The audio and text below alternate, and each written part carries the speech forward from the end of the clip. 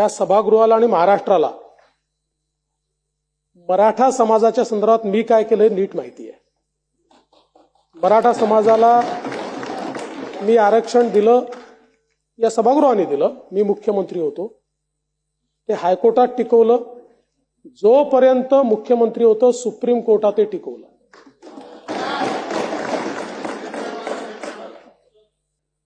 त्यामुळे मराठा समाजाच्या संदर्भात मला कोणाच्या सर्टिफिकेटची आवश्यकता नाहीये. मी जे काही केलंय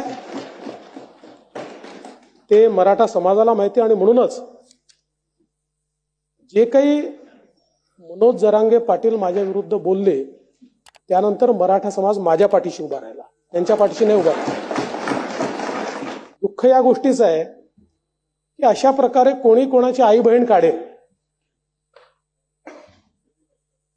म्हणजे आपण छत्रपती शिवाजी महाराजांचं नाव सांगतो, आपण छत्रपती शिवाजी महाराजांचं नाव सांगतो, कल्याणच्या सुभेदाराच्या सुनेला अशीच आमची आई असती सुंदर रूपवती असं सांगून वापस पाठवणारे छत्रपती, आणि त्यांचं नाव घ्यायचं आणि लोकांच्या आया बहिणी काढायच्या. पण अध्यक्ष महोदय, माझी त्यांच्याबद्दल तक्रारच नाहीये, माझी तक्रारच नाही त्यांच्याबद्दल. खरं म्हणजे याच्या पाठीमागे कोण आहे तुम्ही म्हणालात ना, हे शोधावंच लागेल. असं आहे, जो महत्वाचा मुद्दा आहे तो शेलारांनी नंतर मांडलाय. तोच महत्वाचा मुद्दा आहे की या ठिकाणी दगडफेक करणारे जर या ठिकाणी सांगत असतील की आम्हाला दगडफेक करायला कोणी सांगितलं, आता हे षडयंत्र बाहेर येत आहे. आता हे लक्षात येत आहे कशा प्रकारे रात्री जाऊन त्या ठिकाणी मनोज जरांगेंना वापस आणणारे कोण आहेत, त्यांच्या घरात जाऊन त्यांना भेटणारे कोण आहेत.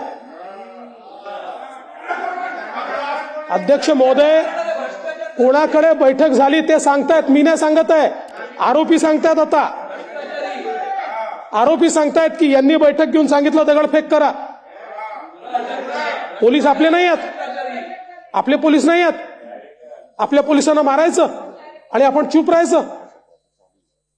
आणि दुर्दैवाने माननीय बाळासाहेब थोरात साहेब, आपण बीडची घटना विसरला.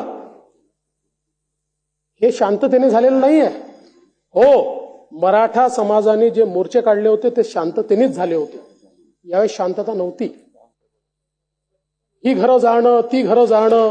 अध्यक्ष महोदय, जे काही या ठिकाणी कुठल्या स्तराला आपलं राजकारण चाललंय, म्हणजे आज आपण जर समाजाला विघटित करण्याचा प्रयत्न करणार असू, समाजाचे तुकडे करण्याचा प्रयत्न करत असू, अशा प्रकारचं राजकारण जर होत असेल, कोणासोबत फोटो निघतात त्यांचे, कोण सोबत दिसतात त्यांच्या, कोणाचे कार्यकर्ते म्हणत आहेत, कुठनं पैसा येतोय, येत आहे साहेब, सगळं येत आहे. शेवटी या गोष्टी लपत नाहीत.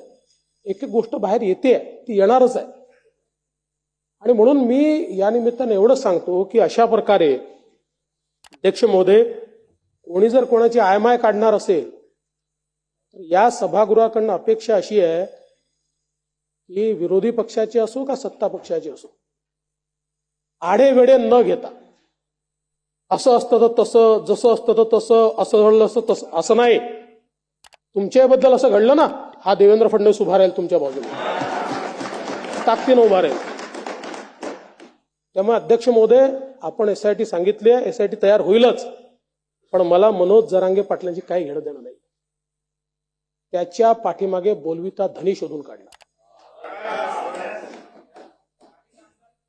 जी स्क्रिप्ट त्या ठिकाणी बोलली गेली, काही लोक रोज ती स्क्रिप्ट बोलतात आणि ती स्क्रिप्ट त्यांच्याकडनं येते. आणि हे जे आता ज्या ज्या लोकांनी अध्यक्ष महोदय या ठिकाणी सांगितलंय की आम्हाला कोणी कोणी काय काय सांगितलं, साहेब वॉर रूम कोणी उघडल्या माहिती आहे आम्हाला, आता मिळाली आहे माहिती. वॉर रूम कुठे कुठे, संभाजीनगरला कोणी उघडली, नवी मुंबईला, पुण्याला कोणी उघडली, माहिती आहे आमच्याकडे सगळी.